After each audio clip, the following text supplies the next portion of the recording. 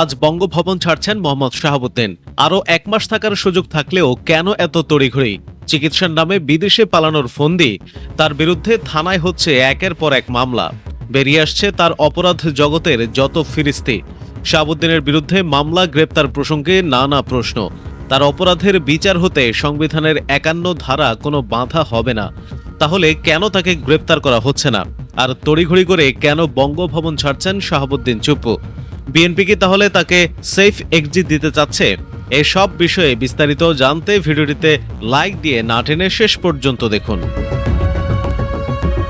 নির্ধারিত মেয়াদ শেষ হওয়ার প্রায় 21 মাস আগেই প্রেসিডেন্টের পদ থেকে পদত্যাগ করেছেন বাংলাদেশের 22তম প্রেসিডেন্ট মোহাম্মদ শাহাবুদ্দিন। জটিল স্বাস্থ্যগত কারণে গত শুক্রবার জাতীয় সংসদের স্পিকার হাফিজ উদ্দিন আহমেদের কাছে স্বাক্ষরযুক্ত পদত্যাগপত্র জমা দেন তিনি। পদত্যাগের পর আজ রোববার বঙ্গভবন ছাড়ছেন সাবেক প্রেসিডেন্ট। এরপর সপরিবারে রাজধানীর গুলশানে নিজ বাসভবনে উঠবেন তিনি। উন্নত চিকিৎসার জন্য শিগগিরই সিঙ্গাপুর অথবা ব্যাংককে যাওয়ার কথা রয়েছে তার। সাবেক প্রেসিডেন্ট মোহাম্মদ শাহাবুদ্দিন একটি গণমাধ্যমকে জানিয়েছেন, তিনি অটোনমিক নিউরোপ্যাথি নামের জটিল রোগে আক্রান্ত। সম্মিলিত সামরিক হাসপাতাল সিএমএইচ থেকে তাকে উন্নত চিকিৎসার জন্য বিদেশে যাওয়ার পরামর্শ দেওয়া হয়েছে। তার স্ত্রী রেবেকা সুলতানাও অসুস্থ, তাই চিকিৎসার জন্য স্ত্রীকে সঙ্গে নিয়ে বিদেশে যাওয়ার পরিকল্পনা রয়েছে। বঙ্গভবন ছাড়ার প্রস্তুতি হিসেবে গত কয়েকদিন ধরে মোহাম্মদ শাহাবুদ্দিনের ব্যক্তিগত মালপত্র গুলশানের বাসভবনে সরিয়ে নেওয়া হচ্ছিল। এরই মধ্যে বাসাটির প্রয়োজনীয় সংস্কার ও পরিচ্ছন্নতার কাজ শেষ হয়েছে বলে জানা গেছে। উল্লেখ্য, মোহাম্মদ শাহাবুদ্দিন 2023 সালের 24 এপ্রিল আওয়ামী লীগের মনোনয়নে বিনা প্রতিদ্বন্দ্বিতায় দেশের 22তম রাষ্ট্রপতি হিসেবে শপথ নেন। সংবিধান অনুযায়ী প্রেসিডেন্টের মেয়াদ 5 বছর হওয়ায় তার দায়িত্বের মেয়াদ 2028 সালের এপ্রিল মাসে শেষ হওয়ার কথা ছিল। তবে স্বাস্থ্যগত জটিলতাকে পদক্ষেপের কারণ হিসেবে উল্লেখ করে নির্ধারিত মেয়াদ শেষ হওয়ার প্রায় 21 মাস আগেই তিনি পদত্যাগ করলেন।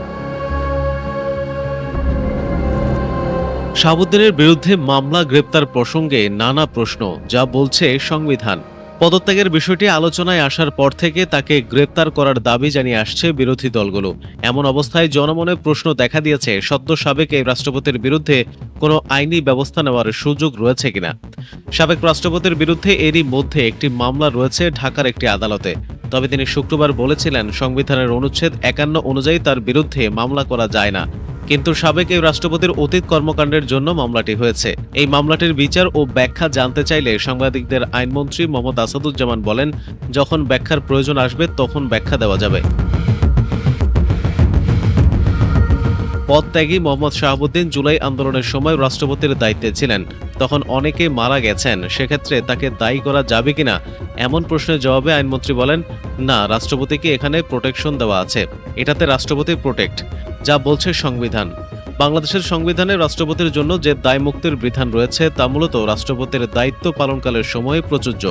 পদত্যাগ বা মেয়াদ উত্তীর্ণ হওয়ার পর সেই সাংবিধানিক সুরক্ষা স্বয়ংক্রিয়ভাবে বহাল থাকবে না। তবে অবসর বা পদত্যাগের পর অবসর ভাতা, আনুতোষিক ও অন্যান্য সুবিধা পান। সংবিধানের 51 অনুচ্ছেদে রাষ্ট্রপতির দায়মুক্তির বিষয়টি উল্লেখে রয়েছে। ওই অনুচ্ছেদে রাষ্ট্রপতিকে 2 ধরনের সুরক্ষা দেওয়া হয়েছে। প্রথমত, রাষ্ট্রপতির দায়িত্ব পালন করতে গিয়ে করা বা না করা কোনো কাজের জন্য কোনো আদালতে জবাবদিহি করতে হবে না। দ্বিতীয়ত, রাষ্ট্রপতির কার্যভারকালে তার বিরুদ্ধে ফৌজদারি কার্যধারা দায়ের বা চালু রাখা এবং তাকে গ্রেপ্তার বা কারাবাসের জন্য পরোয়ানা জারি করা যাবে না। এ বিষয়ে সুপ্রিম কোর্টের জ্যেষ্ঠ আইনজীবী আহসানুল করিম বলেন, সংবিধানের এই সুরক্ষা রাষ্ট্রপতি পদে থাকাকালের সময়ের জন্য। পদ থেকে অপসারণ কিংবা পদত্যাগের পর আর এই সুরক্ষা থাকে না। মূলত রাষ্ট্রপতির দায়িত্বে থাকা অবস্থায় তার কর্মকাণ্ডকে সুরক্ষা দেয়। রাষ্ট্রপতি পদে আহরণ ও ছাড়ার পর সেটা বিবেচনায় আসবে না। এক্ষেত্রে গণঅভ্যুত্থানে ক্ষমতাচ্যুত সামরিক শাসক হুসেইন মোহাম্মদ এরশাদের উদাহরণ টানেন তিনি। বলেন, পদত্যাগের পর তাকে কারাগারে যেতে হয়েছে, দুর্নীতির মামলায় দণ্ডও হয়েছিল। জানা যায়, রাষ্ট্রপতি হওয়ার আগে মোহাম্মদ শাহাবুদ্দিন ইসলামী ব্যাংকের ভাইস চেয়ারম্যান ছিলেন। আর এই ব্যাংকের মালিকানা ছিল আলোচিত সমালোচিত এস আলম গ্রুপের অধীন। এছাড়া এস আলম গ্রুপ সংশ্লিষ্ট জিএমসি বিল্ডার্সেরও ভাইস চেয়ারম্যান ছিলেন শাহাবুদ্দিন। এস আলম গ্রুপের বিরুদ্ধে দেশের ব্যাংক ব্যবস্থাকে ধ্বংস করে দেওয়া এবং 2.25 লাখ কোটি টাকা উঠিয়ে পাচার করার অভিযোগ রয়েছে। অধ্যাপক মোহাম্মদ ইউনূসের অন্তর্বর্তীকালীন সরকারের আমলে এ বিষয়ে দেশ বিদেশে তদন্ত হয়েছে, এখনও তদন্ত চলছে। দুর্নীতি দমন কমিশন দুদক মামলা চলমান। এর আগে মোহাম্মদ শাহাবুদ্দিনের বিরুদ্ধে দুদকের কমিশনার থাকা অবস্থায় অনিয়ম দুর্নীতির অভিযোগ রয়েছে। হাইকোর্টে বিএফআইইউর প্রতিবেদন, ইসলামী ব্যাংকের ৮০,০০০ কোটি টাকার শেয়ার কেলেঙ্কারিতে সরাসরি জড়িত ছিলেন সাবেক রাষ্ট্রপতি মোহাম্মদ শাহাবুদ্দিন ও তার কোম্পানি জেএমসি বিল্ডার্স। এই মর্মে হাইকোর্টে প্রতিবেদন দাখিল করেছে Bangladesh finance intelligence unit BFIU. সম্প্রতি বিএফআইইউ হাইকোর্টে এই প্রতিবেদন দাখিল করে। আদালত এই বিষয়ে দুদককে তদন্তের নির্দেশ দিয়েছেন। এই মামলার আইনজীবী মোহাম্মদ শিশির মনির গতকাল বিষয়টি নিশ্চিত করে বলেন, আগামী বুধবার বিচারপতি মোহাম্মদ মুজিবুর রহমান মিয়ার নেতৃত্বাধীন হাইকোর্ট বেঞ্চে শুনানির জন্য রয়েছে। প্রতিবেদনে বলা হয়েছে ২০১৭ সালে জেএমসি বিল্ডার্সের মনোনীত পরিচালক হিসেবে দায়িত্ব গ্রহণ করেন মোহাম্মদ শাহাবুদ্দিন। পরে ইসলামী ব্যাংকের ভাইস চেয়ারম্যান হিসেবে দায়িত্ব পালন করেন তিনি। ১৩ ফেব্রুয়ারি ২০২৩ সাল পর্যন্ত রাষ্ট্রপতি হওয়ার আগ পর্যন্ত তিনি এই দায়িত্বে বহাল ছিলেন এবং ওই সময়কালের মধ্যে ইসলামী ব্যাংক থেকে ২৪টি কোম্পানি মিলে ৮০,০০০ কোটি টাকা ঋণ নেয়। ২৪টি কোম্পানির একটি হল রাষ্ট্রপতির কোম্পানি জেএমসি বিল্ডার্স। ওই টাকা এখনও ইসলামী ব্যাংকে পরিশোধ করা হয়নি। গত শুক্রবার জাতীয় সংসদের স্পিকার হাফিজউদ্দিন আহমেদের কাছে পদত্যাগপত্র জমা দেওয়ার পর সংসদ ভবনের শপথ কক্ষে সংবাদ সম্মেলন করে বিষয়টি নিশ্চিত করেন স্পিকার। একই সঙ্গে সংবিধানের বিধান অনুযায়ী রাষ্ট্রপতির পদ শূন্য হওয়ার পর ভারপ্রাপ্ত রাষ্ট্রপতি হিসেবে দায়িত্ব গ্রহণের কথাও জানান তিনি। মোহাম্মদ শাহাবুদ্দিনের পদত্যাগের পর নতুন প্রেসিডেন্ট নির্বাচন নিয়ে রাজনৈতিক অঙ্গনে আলোচনা শুরু হয়েছে। গতকাল শনিবার বগুড়ার শেরপুরে পল্লী উন্নয়ন একাডেমির বার্ষিক পরিকল্পনা সম্মেলন শেষে স্থানীয় সরকার মন্ত্রী ও বিএনপির মহাসচিব মির্জা ফখরুল ইসলাম আলমগীর সাংবাদিকদের বলেন, নতুন প্রেসিডেন্ট বিএনপির দলীয় ব্যক্তি হবেন নাকি দলের বাইরে থেকে কাউকে মনোনয়ন দেওয়া হবে সে বিষয়ে দলের নীতি নির্ধারণী ফোরামে আলোচনা করে সিদ্ধান্ত নেওয়া হবে। সংবিধান ও প্রচলিত আইন মেনে দলের স্থায়ী কমিটির বৈঠকে আলোচনার পর এ বিষয়ে চূড়ান্ত সিদ্ধান্ত জানানো হবে বলে জানান তিনি। একই দিন রাজধানীর সিরিডাপ মিলনায়তনে এক অনুষ্ঠানে আইনমন্ত্রী মোহাম্মদ আসাদুজ্জামান বলেন, সংবিধান অনুযায়ী প্রেসিডেন্টের পদ শূন্য হওয়ার ৯০ দিনের মধ্যে নতুন প্রেসিডেন্ট নির্বাচন করতে হবে।